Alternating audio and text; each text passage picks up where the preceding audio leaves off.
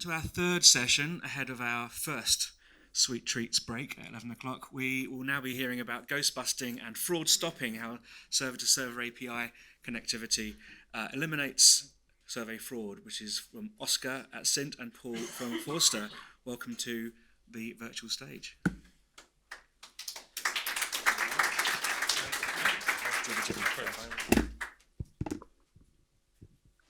Hopefully you hear me. Is this on? Yeah. Okay, good. I didn't hear it myself. Hey everyone, nice to meet you. I'm Oscar Carlsson from Cint. Paul from Forster. Hi guys, I'm Paul from Forster.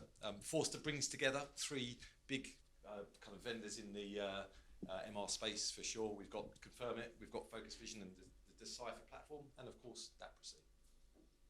Jump into the nice pictures of us as well.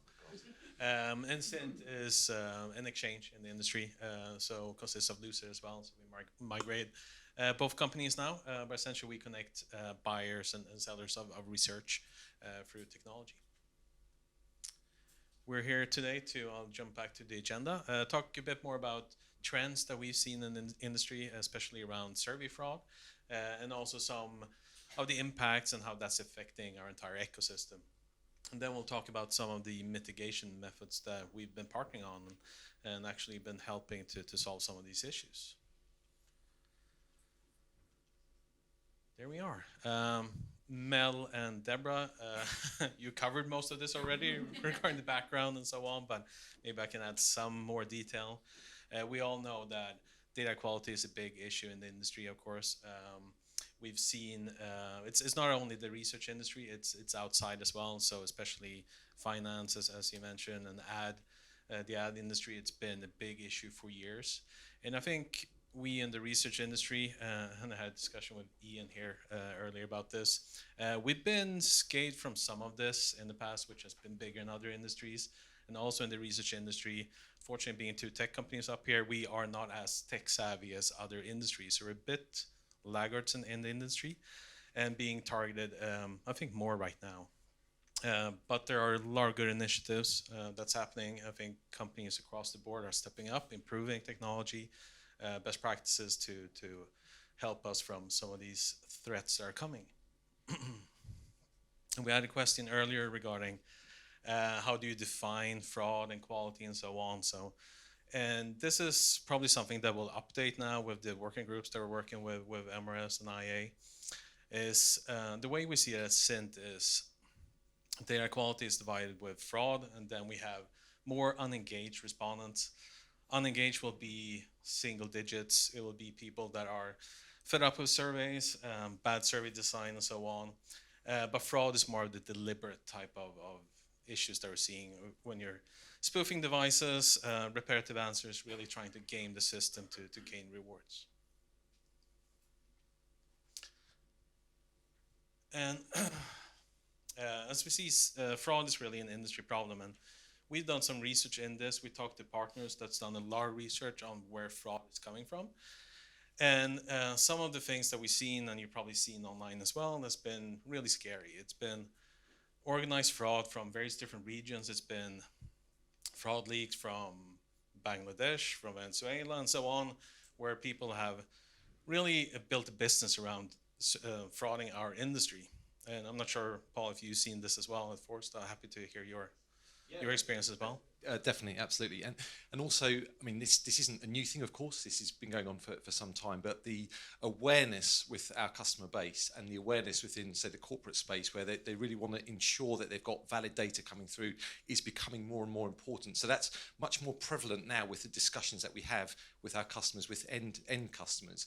They bring that as a key requirement as the services that are being provided to them, whereas in the past it was just technology that was being provided. Yeah.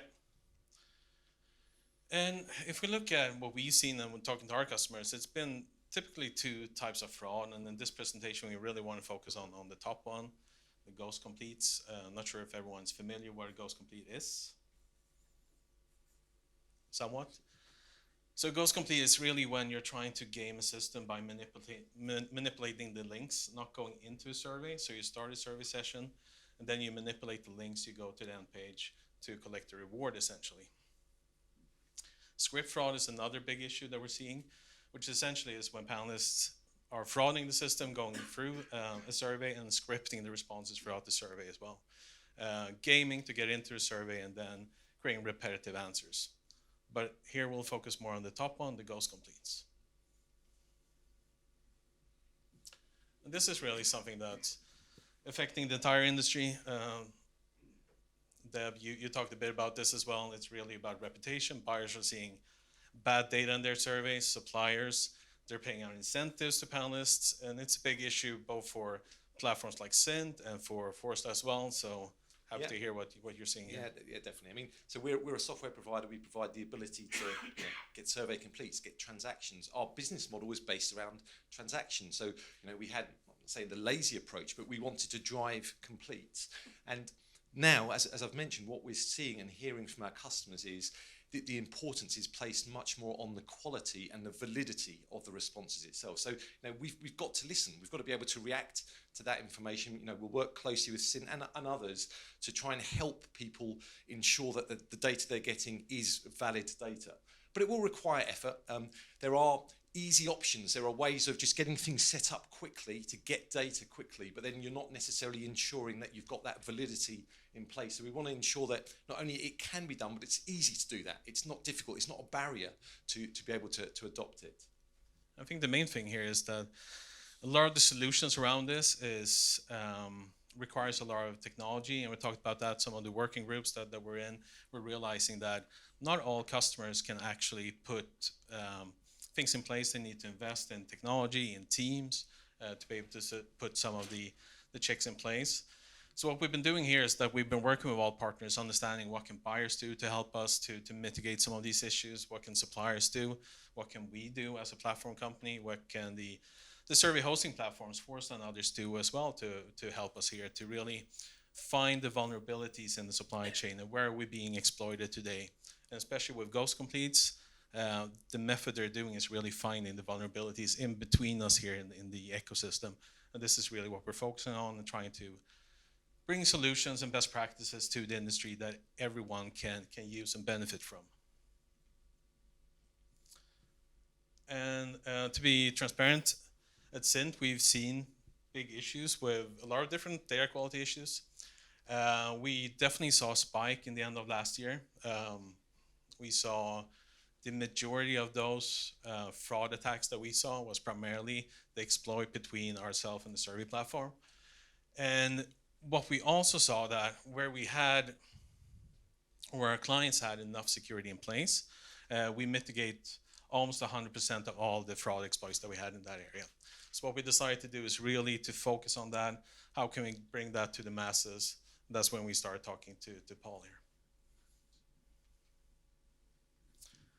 And then as well, since we're sitting on a lot of data, large scale, a lot of traffic going through our platforms, we have a lot of patterns, especially now with both the Cint platform and the Lucid platform. We see so many different patterns and behavior, and this is what we're sharing with the organizations as well, to see what type of fraud is out there, what's working, what's not working, and so on. And let's see. So at Cint, we've been seeing a lot of, we invested a lot in technology over the years. So a couple of years ago, we invested a lot in digital fingerprinting and so on. We work with the main providers out there, which I think Forrester is doing as well, right? Yeah. And then we're also innovating, especially around more secure data transmission.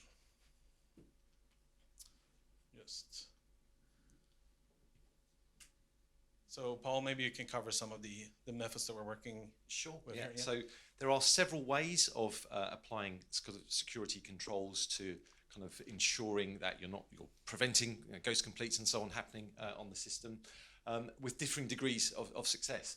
We're still surprised at the amount of surveys that run through our platform.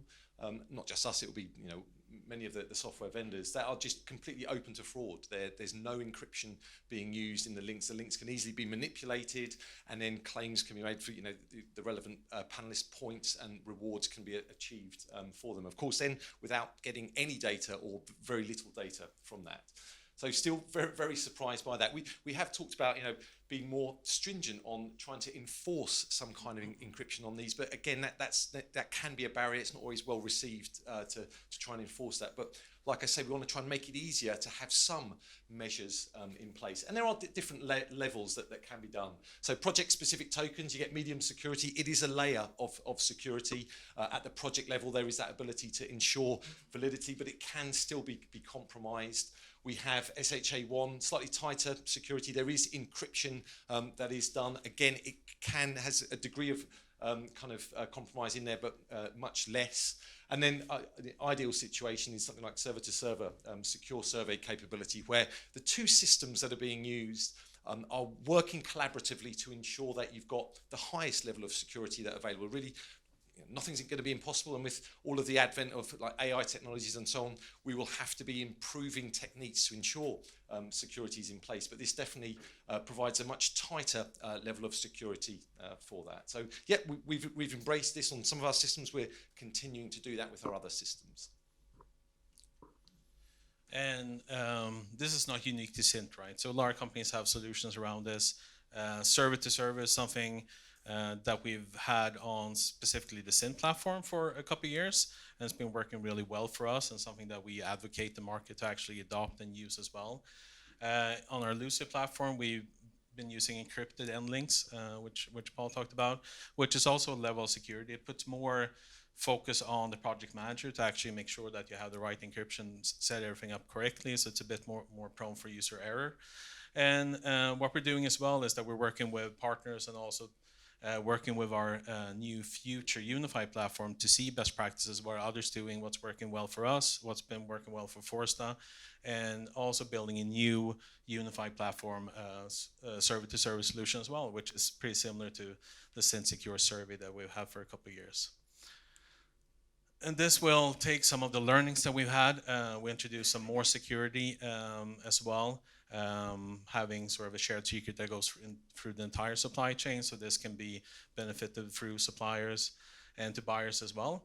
And also start using OAuth authentication methods. We can go more into the technical detail here, but this is something that's improving what we have already. And then from the Forster side, we're not perfect. We don't have all of the capabilities already in place, but as I say, we are now taking this seriously. We do have the S2S security in place with our Forster Plus platform, formerly the Confirm It platform. And for Forster Surveys, Decipher, that's coming later next month, so we'll have full support for that on platform. Similarly, with the Lucid SHA-1 support, again this quarter, so end of next month, we'll have that available from both the Forster Plus and Forster Surveys platform. And as Oscar's mentioned, as new capabilities are introduced, so working on respondent server-to-server support, we'll work collaboratively with Cint to be able to offer support for that on the platform as well. And this is something that we're doing to really help the industry. So every user of Forsta, of course, being one of the major survey platforms out there, every user of Forsta can be able to utilize this to really apply security to avoid ghost completes happening. And we've seen that it's been really efficient. And we're happy to share how this works, right? It can even be an open source project and given out to the organizations to work, not having to use our technology, but the method is working, and we're happy to share the results there. And if we look at some of the areas where we had issues in Q4 last year, and where we done some technology changes, closed some gaps, and also where we applied more link security, SHA-1 or S2S, we really managed to get down the reversals by over 50% during a quarter, which is really promising data for us, right? We're seeing that it's working, and definitely why we're pushing this to a larger of our mutual user base. And working with the organizations, I'll update this slide. This is old already. GDQ is the new word. And then just to mention, I've covered some of these already, of course, but we're committed to making changes on our system to assist the industry. We're committed to all of the platforms that we provide. So whether it's on the Decipher side, the confirm it side, so Forza Plus, Forza surveys that's being used, or part of our newer HX platform, our new generation solutions. We will be committed to doing this. We're working closely with Cint, but not just Cint. We're happy to engage with other providers. So feel free to contact us, and we'll look to apply similar techniques to that. We're already working with other providers as well for this, but we've dedicated teams that will work on this, and we are definitely taking this seriously. We're not alone as well. I mean, everyone now, of course, AI, ML are buzzwords. We have AI, ML teams now that are operated, and we are looking at how we can help from a platform perspective to identify fraudulent respondents and be able to deal with them. But it's going to be a challenge. I mean, that's the area, of course, from our side that's growing rapidly. We're looking to apply these techniques to many parts of our kind of capabilities across the business. And I do think we will have some serious challenges to deal with over the coming years with the advent or the evolution of the kind of capabilities that really brings. I mean, I see when I look at my kids now, they are looking to provide homework based on the answer that ChatGPT has given to them. And that's self-discovered that they're doing that. So I think that is really going to impact us very much. Yeah, and I think main takeaway there is really to work with our customers and also educate our customers on what issues are out there, how can we fix them, how can we work together. We still see customers that don't think it's their responsibility. They blame someone else to fix it, right? But it's all our responsibility to help provide solutions, help those customers. And there are solutions out there where you don't have to have open-end links. There are subject to be exploited, and that's really where we're trying to both push the education, but also the solutions out there. And just to take away with some best practices that we usually tell our customers is that, of course, if you see something, say something. We too often hear from customers that too much of the data that we receive was bad, and then when we finally ask for the data, we see different patterns. It could be a survey that's been run on a mobile audience that was not mobile optimized, and then they had to throw away most of the data because it didn't really make sense. And it could be thousands of different issues with the data. Some things we can actually take action and remove or work with that supplier to help them improve their systems and best practices as well. And a big part that we're telling our customers is improving the link security, right? And the other part is working with the third-party tools out there. There's a lot of good security tools out there, and MRS will soon have a really strong guide about those third-party tools. So we're happy to share all our experiences using them, of course. That's all for us. Thank you both. We have a little time for questions, and I can feel there's some hands itching to go up here in the room. As a reminder, those on the live stream, there is a slight delay, so please get those questions in now if you'd like to be included. Who would like to put their hand up first? Jerome. I thought it might be you. Thank you very much. So first, I think server-to-server is got to be the solution, because of course the respondent never sees that. It's behind the scene. It's not on the browser, so there's no way to hack it, and that's the future. But it means there's going to be an harmonization of suppliers, or do you have to have code specific for every of your panel provider? How are you going to organize that? Who's going to talk about it, and how it can be done? That's the first thing. The second thing is, in the meantime, SHA-1 encryption of redirection works. We've been using it with Lucid for a long time, and it's quite good. Have you had any cases of leaks of keys, of the encryption keys? Very good question. I also believe server-to-server is the future, right? But not everyone is using or is capable of using it, so there's other methods out there. I think hopefully together with the organizations we can come together to agree on a standard and make it easier for mass companies to adopt it, both on the supply side but also on the platform side, and we're happy to share our experiences there. We're not saying that what we've done is perfect, right? There's a lot of different ways of doing it, but hopefully we can agree on a standard there that makes it easier for survey platforms. We don't want Forsta to have a different way of integrating to every supplier out there, because that will never happen, right?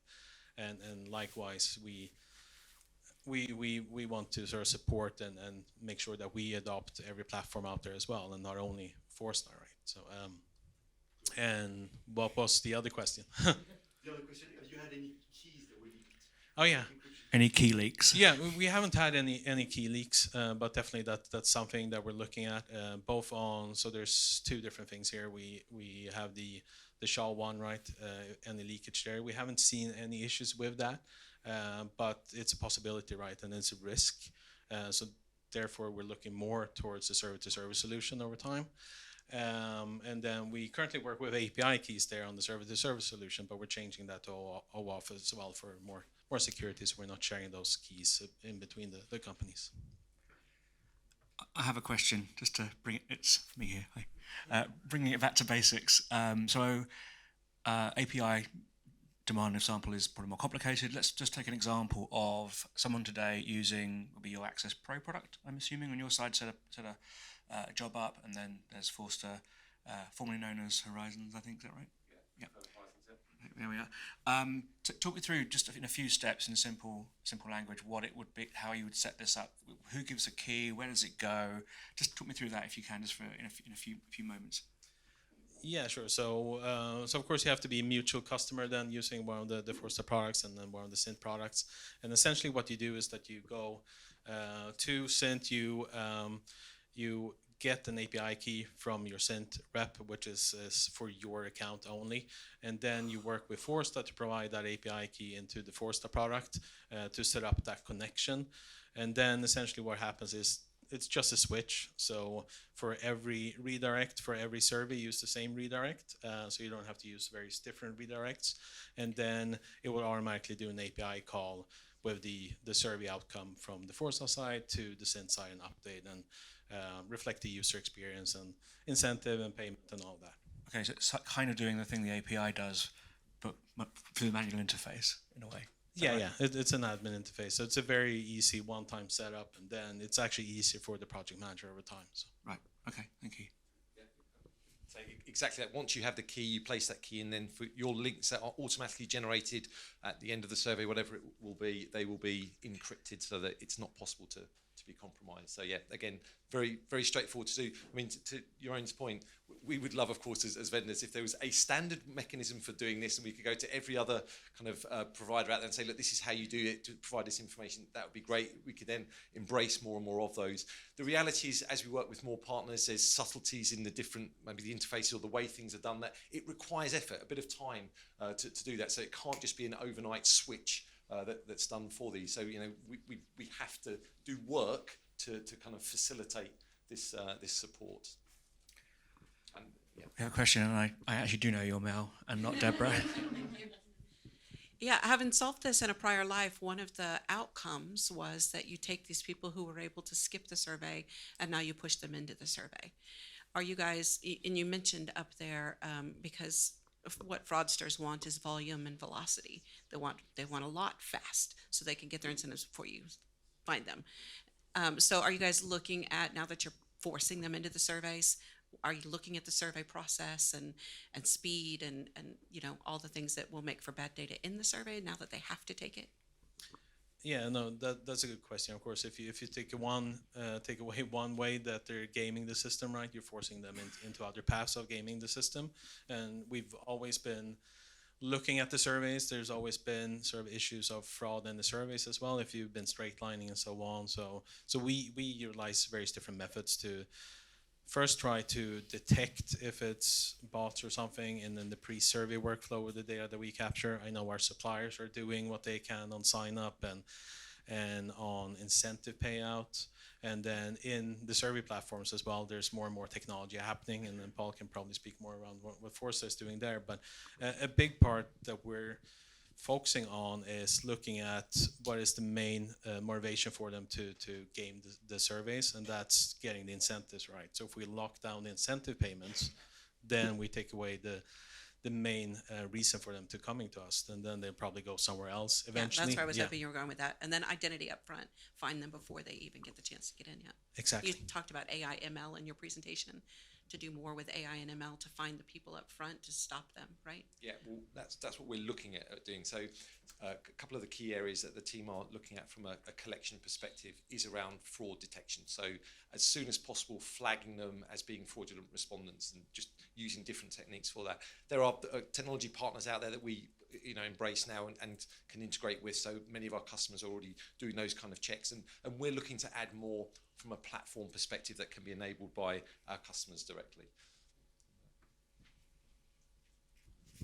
I can add more on the AI. I actually skipped that slide. I had a slide on the AI as well, but that's something.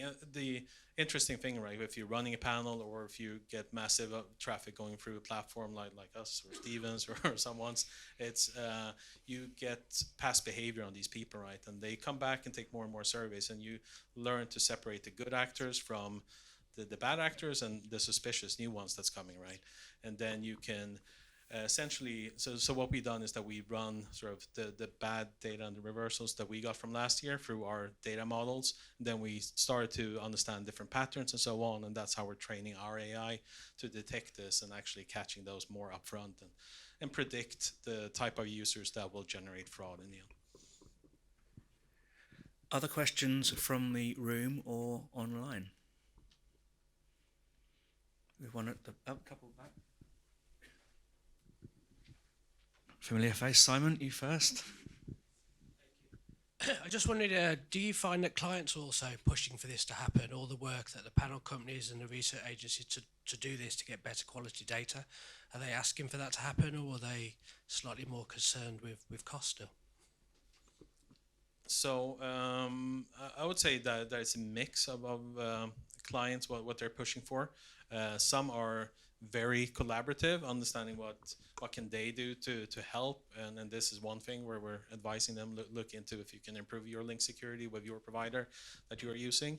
And then some customers are just playing the blame game, and like it's your problem, you need to fix it.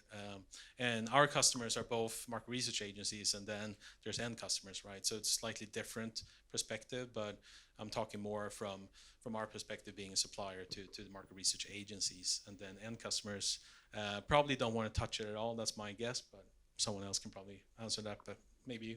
Yeah, no, so I mean, it's definitely brought to the conversation sooner now. So people are requesting that how can you ensure the validity of the responses comes up a lot. And also then it's, if they're having to pay incentives, it's like, we don't want to pay the incentives. How are you ensuring that I'm actually getting data before those incentives are being paid out? So it's been talked, it's not a new conversation, but it's, in any of the RFPs that we'll go through, these are always front and center now, as are many other security related issues from a platform perspective. Question here at the back.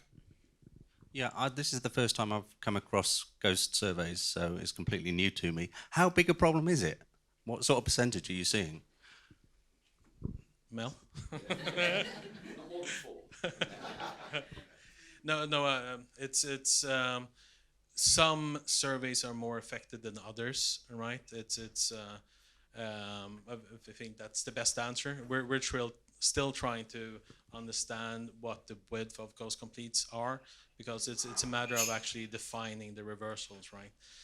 We get reversals from a customer, and then we have to actually investigate and understand what type of issues are there. Some are things that they haven't seen on their side, and we define as ghost complete. Some are gibberish in the data set. It could be other things. And clients have different definitions of quality responses as well. So we hear completely different things from different customers. So at this point, I can really state how big the problem is, but that's something that we're working on to actually classify the reversals and seeing what can we define as ghost completes. But from Q4, it was sort of in the indicative data that we had, it was the majority of the reversals that we saw were ghost completes. We're currently estimating in the U.S. that the cost of ghost completes to data and to incentives is $200 to $300 million a year. A lot of money. And usually the survey platforms get the blame. Like when it first appeared, it's like, what have you done with my data? For those on the live stream, Jerome is suggesting that survey platforms get the blame. Thank you, gentlemen. If I can just say though, there have been, this is an area where it's so important that we collaborate. There have been solutions for this around for some time, but there has been, a laziness about us as a profession.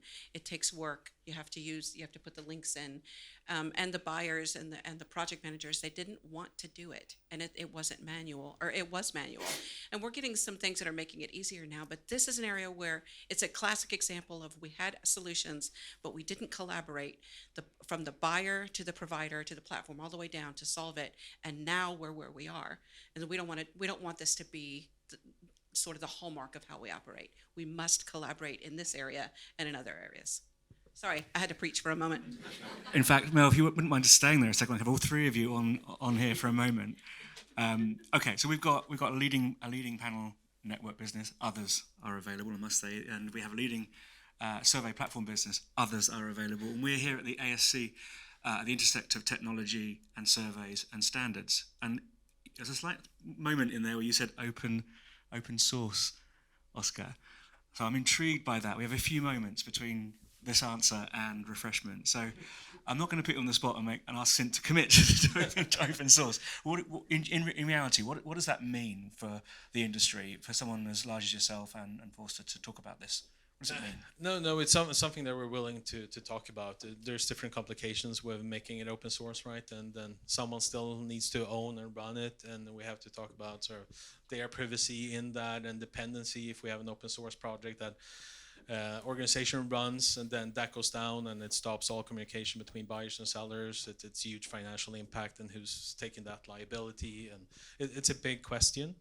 I think the easier step is probably to just agree on the process standards around it, and then have everyone build sort of technology to match that standard to make it easier for the Forsters and the Cints out there to work with everyone. Mm-hmm. Any final comments from Deborah or Mel on this one?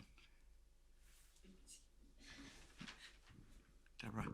I think the main thing is, if anyone in this room thinks that they can help and they're part of the solution, please come and see Melanie and I at the break, because this is, we've got a great group of people working very, very hard, but I think that we need as many people as possible. Gentlemen, thank you very much, and thank you for everyone for the questions today. Thank you.